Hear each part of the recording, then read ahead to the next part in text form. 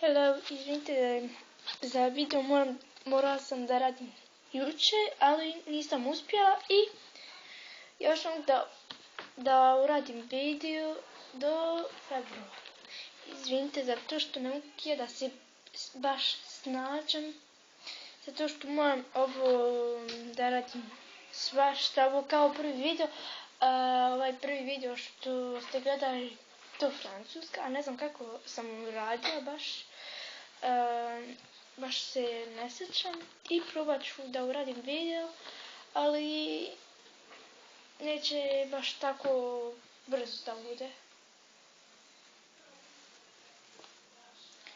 I eto ga se. Ali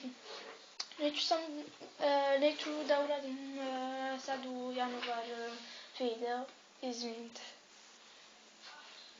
Ćao!